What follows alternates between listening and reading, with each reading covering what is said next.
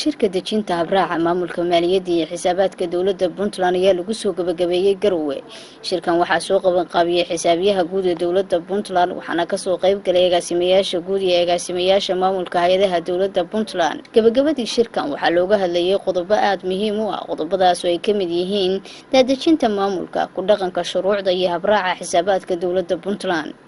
xisaabiyaha guud ee dowladda Puntland Cabdirasaaq Siciid Nuur ayaa markii uu shirku soo xirmay faahfaahin guud ka bixiyay qodobadii ka soo baxay shirkii labada maalmood uga socday wasaaradda maaliyadda, agaasimayaasha guud iyo agaasimayaasha hay'adaha dowladda Puntland. runtii shirkaasi wuxuu ahaa shir muhiim ah oo hal maalin oo waqti dheer qaatay lagana hadlay qodobo aad muhiim uga ah dejinta maamulka, ku dhaqanka shuruucda iyo habraaca xisaabaadka dowladda ee Puntland. qodobkiisa koowaad waxaa lagu soo bandhigay shirkaas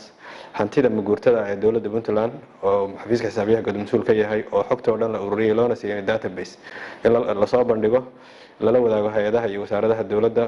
sida data loo ururiyay qolo walba doorka ay ku leedahay sida ay systemka uga dhaxarki karto sida loo baahan yahay in data lagu ilaaliyo systemka hay'ad waliba iyo mas'uul waliba uu doorka u leeyahay ka qaato. taas waxa weeye waa guul Puntland oo soo heetay in dhammaan hantida maguurtada ah gaadiidka guryaha qalabka iyo wax walba oo hanti maguurtada loo yaqaan inay maanta hal meel ku kaydsan yihiin mas'uuliyiin u xil saaran ay leeyihiin wax walba oo dowladda soo gala iyo wixii walba oo markaas maxaa la yiraahdaa disposal ama ciladoobana process ay uga baxaan ay leeyihiin. qodobka wuxuu ahaa qodob muhiim ah. qodobka labaad wuxuu ahaa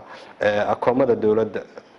ay ku dhacaan deeqaha iyo hantida wax kasta oo maxaa la yiraahdaa lacag dowladeed iyada la tigada in la ururiyo database loo sameeyo. taas waxay muhiim noqotay in loo baahdo in habraac u noqdo hage dhammaan hay'adaha dowladda mas'uuliyiinta ku lug leh maamulida lacagta bangiyada gaarka loo leeyahay bangiga dhexe ee dowladda habraac la isla fahmo oo qolo walba miiska u saaran ay og yihiin markay doonayaan inay lacag dowladeed maamulaan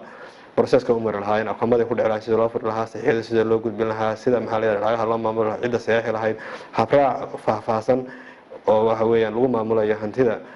dhaqdhaqaaqa sida lacagaha oo kale dowladda. qodob muhiim ah oo kale ahaa aan ku soo bandhignay waxaan soo bandhignay qodobka saddexaad qorshaha higsiga dib u habeynta maaliyadda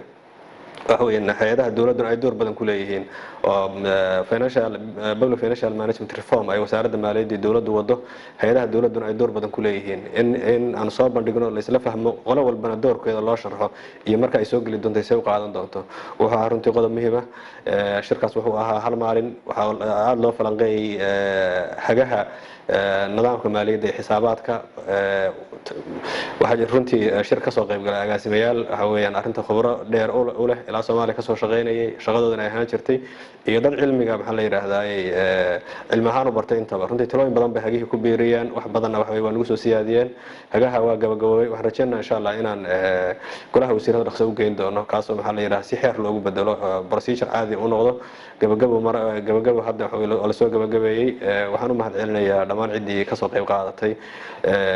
barnaamijka isaga